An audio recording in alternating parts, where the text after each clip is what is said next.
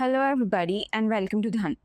आज के today markets के एपिसोड में हम बात करने वाले अबाउट टू टॉपिक्स। पहले, ऑनलाइन मनी गेम्स पर गवर्नमेंट ने लगाया है बैन, लेकिन क्यों एंड इससे क्या होने वाला है एंड इंडियन स्टॉक मार्केट्स ने आज इस पर कैसे रिएक्ट किया। इंडिया ने लगाया है 5 साल की एंटी डंपिंग ड्यूटी 121.5 डॉलर्स पर टन वियतनाम के स्टील पर, जिससे डील मिल्स को प्रोटेक्शन मिलेगा और प्राइसेस को स्टेबिलिटी मिलेगी। तो देखते हैं इससे इंडियन इंडस्ट्री को कैसे बेनिफिट मिलेगा। Hi, this is your host Suhani Kataria and let's begin.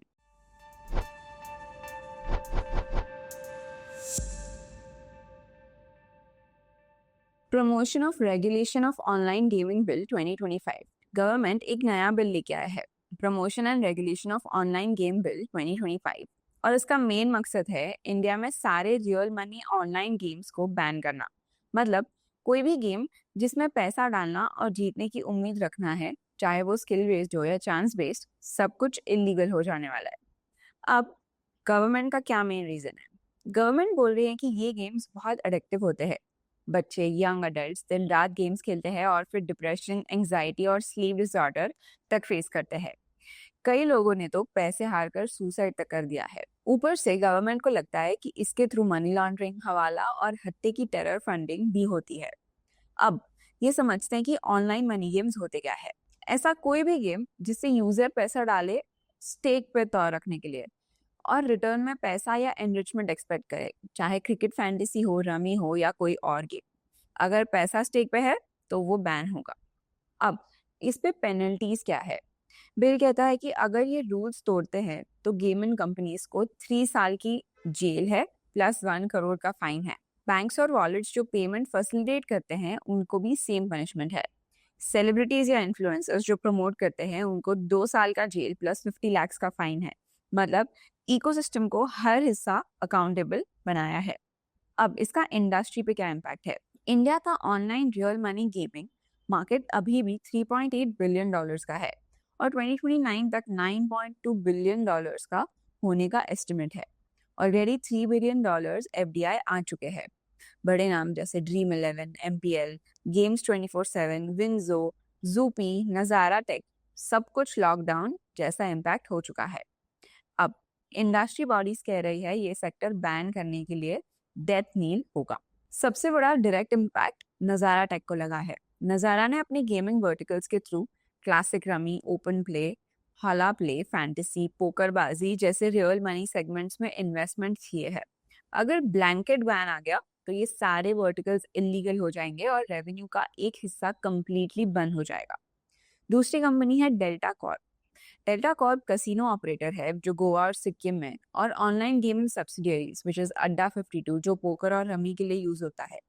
Bill के बाद ऑनलाइन डिवीजन शट डाउन होगा। कसिनो अभी भी स्टेट रेगुलेटेड है तो फिजिकल कसिनोज बिजनेस बचेगा, लेकिन overall growth driver due to online poker and rummy बंद होने से स्टॉक पे प्रेशर है। And the last company is Info Edge. Info Edge ने अपने वीसी आर्म के through Zupee which is real money trivia gaming में इन्वेस्ट किया था। अगर बैन इम्प्लीमेंट हुआ तो जूपी का बिजनेस मॉडल कोलैप्स हो जाएगा। डायरेक्ट लिस्टेड रेवेन्यू पे छोटा इम्पैक्ट है पर वैल्यूएशन मार्कडाउन हो सकते हैं और इन्वेस्टर सेंटिमेंट हर्ट होगा। लेकिन इस सब के बावजूद भी सारे गेम्स बैन नहीं हुए। गुड गेमिंग्स को अभी भी पुश है। बिल कहता है कि अगर गेम में पैसा इन्वॉल्व नहीं है तो कोई इशू नहीं है। गवर्नमेंट एक्चुअली प्रमोट करेगी ऐसे गेम्स को जो ई स्पोर्ट्स है, मतलब ऑर्गेनाइज्ड कम्पिटिटिव गेमिंग है, जैसे ओलंपिक्स ने भी रिकॉग्नाइज किया है। स्किल और entertainment games without any money stakes, indigenous games development using AI, AR, VR, etc. So the goal is India को एक ग्लोबल हब बनाता है डिजिटल गेमिंग और ई स्पोर्ट्स का। अब लीगल और टैक्स एंगल समझते हैं। प्रॉब्लम यह है कि बेटिंग और गैम्बलिंग कॉन्स्टिट्यूशन के हिसाब से स्टेट सब्जेक्टेड है। मतलब टेक्निकली पार्लियामेंट डायरेक्टली इस पर लॉ पास नहीं कर सकता है बिना स्टेट्स के रेजोल्यूशन के। इंडस्ट्री का आर्ग्यूमेंट है कि ये बिल अनकॉन्स्टिट्यूशनल है, कोर्ट्स में टिक नहीं पाएगा। बट फिजिकल साइड पे अगर बात करते हैं तो सिर्फ 6 महीने में जो जीएसटी कलेक्शन है वो ऑलमोस्ट 412% बढ़ा है। टीडीएस भी 1080 करोड़ क्रॉस किया है। ऊपर से अभी एक बड़ा 2.5 lakh crore GST dispute supreme court में पेंडिंग है ऑनलाइन गेमिंग पर। So what is the future possibility? अगर बिल पास हो गया तो पूरा इंडस्ट्री बंद हो जाएगा। इलीगल अंडरग्राउंड एप्स बंद हो सकते हैं। अगर कोर्ट स्ट्राइक डाउन करे तो शायद रेगुलेशन और लाइसेंसिंग मॉडल आए। अगर मॉडिफाई होता है तो यूके स्टाइल मॉडल आ सकता है, जिस पे लिमिट्स होंगे डिपॉजिट्स पे, केवाईसी करना पड़ेगा और एडिशनल चेक्स होंगे। अब बात करते हैं आज के दूसरे न्यूज़ की, which is anti dumping duty on Vietnamese steel. इसका क्या मतलब है इंडिया के लिए? गवर्नमेंट ने एक बड़ा स्टेप लिया है। वियतनाम से आने वाले hot rolled coil HRC steel products पर $121.5 पर टन की एंटी डंपिंग ड्यूटी लगाने का डिसीजन लिया है। ये ड्यूटी 5 साल के लिए रहेगी। अब देखते हैं इसका क्या इम्पैक्ट है। पहले तो प्रोटेक्शन फॉर देसी steel makers, Tata steel, JSW steel और SAIL जैसे इंडियन स्टील जायंट्स को अब रिलीफ मिलेगा। पहले चीप इंपोर्ट्स उनके प्रॉफिट मार्जिन्स क्रश करते रहते थे। अब ड्यूटी के बाद उनको अपनी कैपेसिटी और प्राइसेस को स्टेबल रखने का मौका मिलेगा। दूसरा, इंपोर्ट्स बनेंगे महंगे। वियतनाम का स्टील अब $121.5 पर टन ज्यादा महंगा होगा। मतलब जो पहले $500 to $600 में मिलता था, अब वो $650 to $720 तक पहुंच जाएगा। इसका मतलब है कि इंडियन स्टील अब इंपोर्ट्स के कंपैरिजन में ज्यादा कॉम्पिटिटिव हो जाएगा। तीसरा, डोमेस्टिक प्राइसेस और कैपेसिटी को सपोर्ट। अब तक चीप इंपोर्ट्स एक प्राइस सीलिंग बन जाते थे, मतलब डोमेस्टिक मिल्स को अपने रेट्स नीचे रखने पड़ते थे। अब वो प्रेशर कम होगा और मिल्स अपनी कैपेसिटी यूटिलाइजेशन बढ़ा पाएंगे। इंडिया के पास ऑलरेडी 160 MTPA से ज्यादा कैपेसिटी है। उसके बाद होगा आत्मनिर्भर भारत को boost. Steel industry capital intensive है। नया प्लांट लगाना या एक्सपैंड करने में बिलियंस ऑफ डॉलर्स लगते हैं। अगर प्राइस स्टेबल रहे और प्रॉफिट सिक्योर हो तो कंपनीज नए इन्वेस्टमेंट्स कॉन्फिडेंटली करेगी। ये ड्यूटी एक लॉन्ग टर्म बूस्ट है इंडिया के 300 MTPA स्टील प्रोडक्शन टारगेट के लिए, जो 2030 तक अचीव करने का टारगेट है।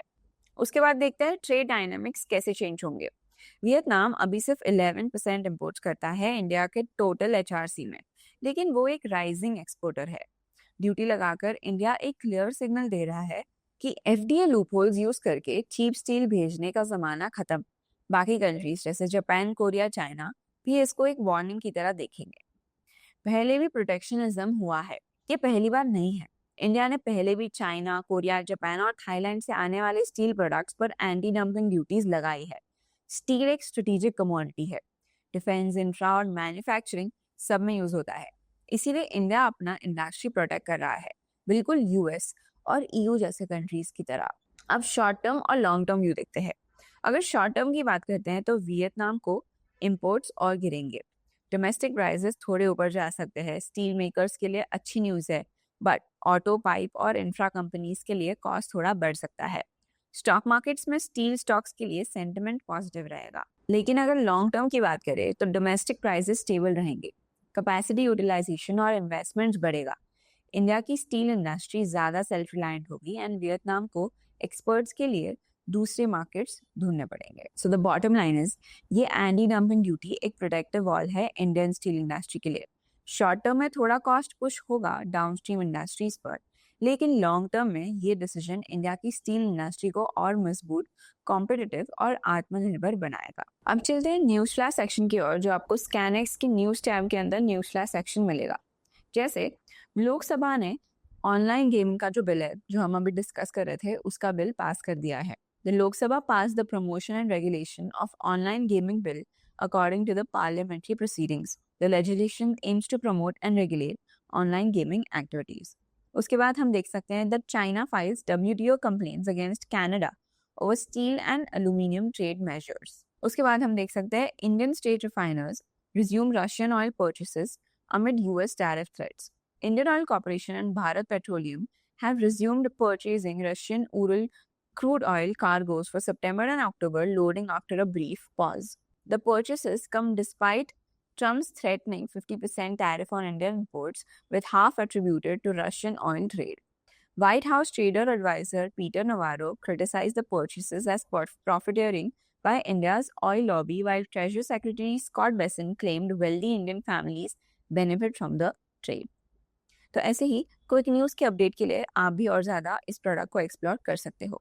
अब चलते हैं इनसाइट्स टैब पे और देखते हैं आज का heat map. Look at the top gainers and losers for today. जैसे हम देख सकते हैं आज Infosys has been one of the major top gainers for today, which is up by 3.9%। हम देख सकते हैं आज आईटी स्टॉक्स काफ़ी रैली किए हैं, उन्होंने ही आज निफ्टी को ऊपर खींचा है। TCS is up bye 2.73%, NTPC is up bye 2.07%, उसके बाद Hindustan Unilever is up bye 2.5%, eternal is up bye 1.5%, Wipro is up bye 1.57%. So these have been the top gainers for today. Top losers की बात करते हैं तो Bajaj finance is down by 1.61%, Tata motors is down by 1.52%, Bharat electronics is down by 2.16%. उसके बाद हम देख सकते हैं Shriram finance is down by 1.6%, Kotak bank is down by 0.61%. So these have been the top losers for today. अगर FIDI डेटा की बात करते हैं तो as of 19th August, FI ने सेलिंग किया ऑफ 634 करोड़, whereas DI ने बाइंग किया ऑफ 2261 करोड़. अगर MTF इनसाइट्स की बात करते हैं तो as of August 18, 2025, the industry MTF book stands at 90,456 crore, जिसमें 5,900 करोड़ पोजीशंस ऐड हुए हैं, 6,704 करोड़ पोजीशंस लिक्विडेट हुए. So the net book liquidation is of 804 crore. अगर आज के टॉप डिलीवरीज की बात करते हैं तो आज की टॉप 5 डिलीवरीज है TCS, Power Grid corporation of India, Sun pharmaceuticals, ITC and Hindustan Unilever, which range from 78% to 72%. उसके बाद चलते हैं धन के होम पेज पे और वहाँ पे आपको की इंडाइसेस एंड कमोडिटीज का सेक्शन मिलेगा. So as of 21st August 2025 Nifty का वीकली एक्सपायरी है.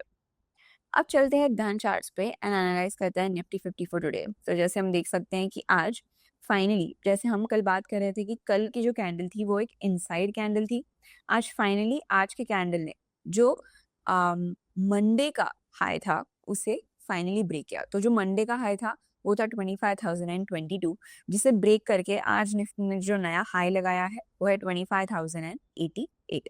सो Nifty open around 24,965, made a high of 25,088, made a low of 24,929 and closed around 25,050.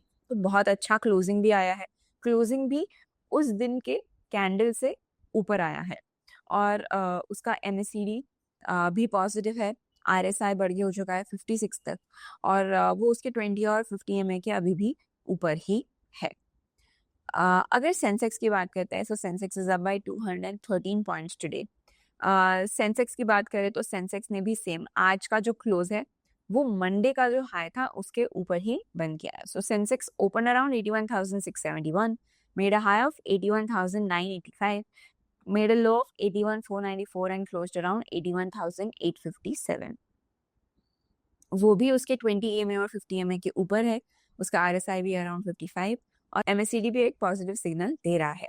अगर इंडाइसेस में बात करते हैं टॉप गेनर्स और लूजर्स की, तो आज का जो टॉप गेनर है जैसे हमने देखा हुआ है Nifty IT which is up by 2.69%, Nifty FMCG is up by 1.39%, Nifty realty is up by 1.06%.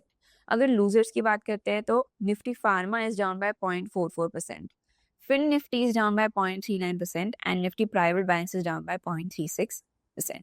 So that's it for today. I see you tomorrow. तो आपको क्या लगता है, क्या ये गवर्नमेंट का स्टांस राइट है to cut down the Vietnamese steel import and put anti dumping duty on it? Tell us in the comments below. Till then, like, share and subscribe and stay curious and stay updated. Investments in the securities market are subject to market risk. Read all the related documents carefully before investing.